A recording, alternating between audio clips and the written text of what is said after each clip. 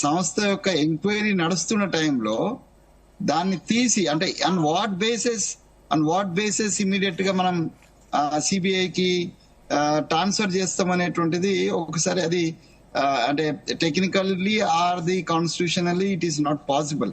అది ఒకటి స్పష్టం.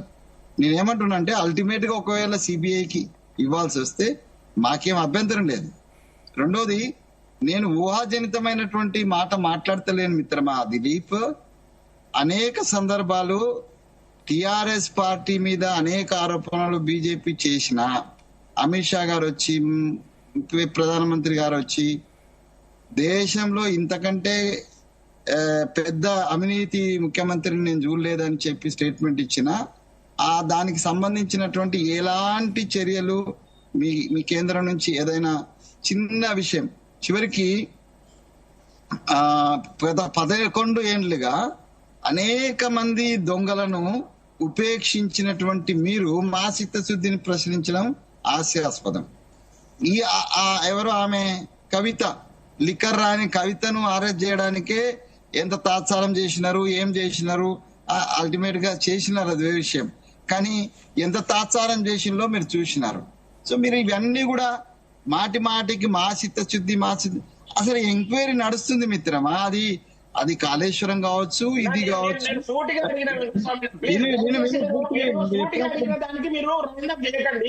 నేను విజిలెన్స్ కమిటీ ఇచ్చిన రిపోర్టు పైన మీ చర్యలు వారిపైన చర్యలకు 100% ఉంటాయి. విజిలెన్స్ కమిషన్ ఇచ్చిన చెప్తున్నా విను, ఇక విను, అడిగిన అర్థమైంది నాకు. అకల్మాన్ కు ఇషారా కాపీ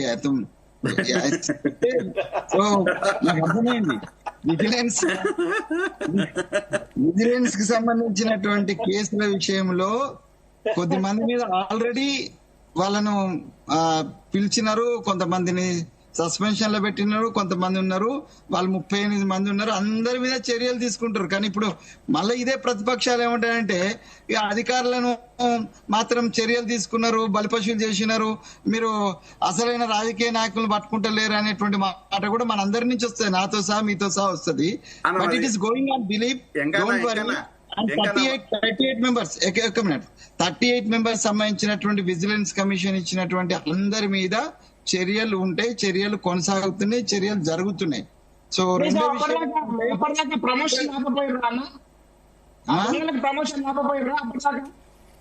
నేను ఇప్పుడు నేను ఒక ఉద్యోగస్తుని మిత్రమా, ఉద్యోగ సంఘాల నుంచి ఆయన కూడా ఆడ కూర్చున్న డాక్టర్ సాబ్ కూడా ఉద్యోగస్తుడు. ఉద్యోగ సంఘాలకు సంబంధించి నామ్స్ ఉంటాయి, మాకు కూడా కొన్ని హక్కులు ఉంటాయి. వాడు దొంగ అయినా కూడా హక్కు ఉంటది, దొంగ అయినా కూడా ఉరిశిక్ష చేసే ముందు కూడా అడుగుతారు. ఒక్క నిమిషం దిలీప్ భాయ్ నేను నేనేమంటున్నా అంటే ఒక్కసారి మనసుతోటి వివరించి మన మోడీ సాబు గత 11 ఏళ్లలో ఎంతమంది దొంగలను వదిలిపెట్టిండు, ఎంతమందిని ఉపేక్షించిండు, ఎంతమంది మోదీ గారు అలా చేశారని కాంగ్రెస్ ప్రభుత్వం చేస్తుంది అనుకోవచ్చా? చేసుకొని తర్వాత మా చిత్తశుద్ధిలో లోపం ఉంటే నువ్వు కాదు మిత్రమ్మా, నేను అడిగేటోళ్ళ ఫస్ట్ ఉంటా. కాంగ్రెస్ పార్టీలో ఆ స్వేచ్ఛ ఉంటది, నీ దగ్గర ఉండదు. నువ్వు మాట్లాడలేవు, ఆ బీఆర్ఎస్ వాళ్ళు మాట్లాడలేరు, లేకపోతే ఇంకో టీడీపీ వాడు మాట్లాడలేడు.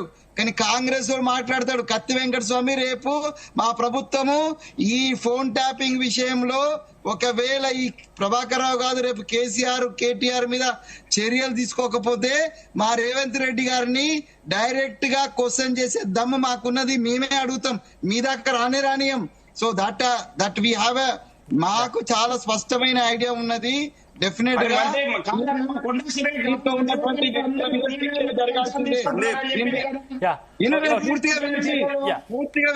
పూర్తిగా విన్నాక మాట్లాడు. నేనేమంటున్నా ఒక మాట విను.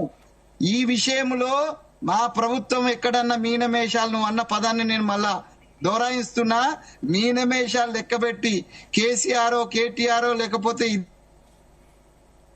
ఇతర ఎవరైతే అధికారులు ఒకవేళ వీళ్ళు ఉన్న వాళ్ళను ఉపేక్షించి, అది కాస్ట్ పేరుతో కావచ్చు, లేకపోతే కమ్యూనిటీ పేరుతో కావచ్చు, లేకపోతే పాత పరిచయాల పేరుతో కావచ్చు, దేనితోటి ఉపేక్షించినా కాంగ్రెస్ కార్యకర్తలుగా కాంగ్రెస్ పార్టీగా మేమేం ఊరుకోము, మీకంటే ముందు మేమే అడుగుతాం మిత్రమా, లెట్ ది సీట్ కి సంబంధించినటువంటి enquiry జరగనియండి.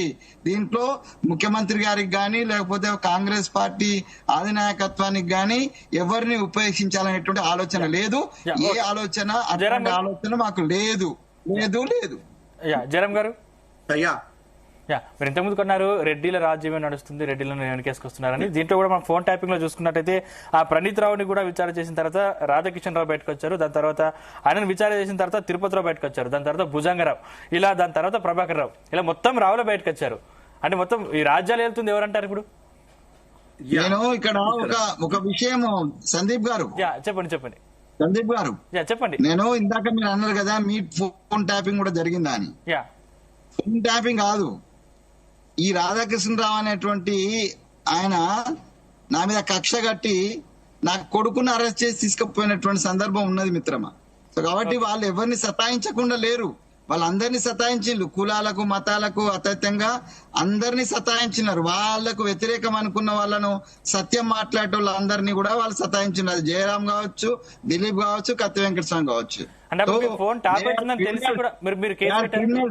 They are criminals, criminal minded. Definite గా వాళ్ళకి శిక్షలు పడాల్సిందే. ఎవరు ఊకున్నా నేనైతే ఊకోను. ఇది ఒకటేందంటే భారతదేశము కులాల మీద నిర్మించబడింది అనడం లోపల దాంట్లో మనం చెప్పాల్సిన పని లేదు. కానీ ఇక్కడ ఏంటంటే కొన్ని కులాలు మాత్రమే ఆధిపత్య కులాలుగా, కొన్ని కులాలు మాత్రమే పాలకులుగా వ్యవహరించడం మాత్రమే ఇక్కడ ఇది ప్రమాదకరమైంది.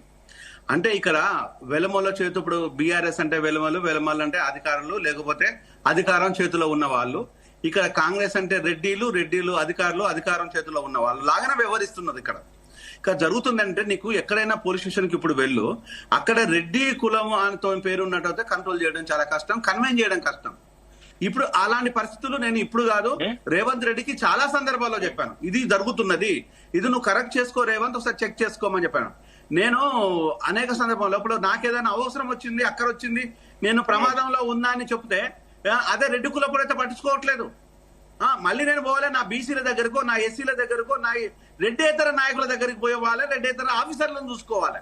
అంటే ఇది కదా దుర్మార్గం. ఈ రోజు నాకు డైరెక్ట్ గా చెప్తున్నది, అనేక మంది బాధితులు డైరెక్ట్ గా ఇదే మాట చెప్తున్నారు. అన్న ఈ రోజు మనకు కులం లేదు కాబట్టి ఈ రోజు మనకు ఇంత వెనుకబడుకున్నాము, అదే కనుక మన బీసీలో మన ఎస్సీలో మనము అధికారంలో ఉన్నట్టయితే ఇట్లుండేది కదా అంట. అబ్సల్యూట్లీ దాన్ని ఒప్పుకుంటున్నాం, దాన్ని డెఫినెట్ గా ఒప్పుకుంటున్నాం, దాన్ని అందరూ ఒప్పుకుంటారు. ఈ రోజు ఈ అహంకారం పనికిరాదు. ఈ రోజు అధికారం అంటే ఒక కులం చేతిలో లేదు, లేకపోతే ఒక వ్యక్తి చేతిలో లేదు. కానీ దురదృష్టవశాత్తు లాస్ట్ గవర్నమెంట్ లోపల అధికారులు అనగానే వెలమ కులస్తులు మాత్రం మనకు కనిపిస్తారు ఎక్కడైనా కూడా.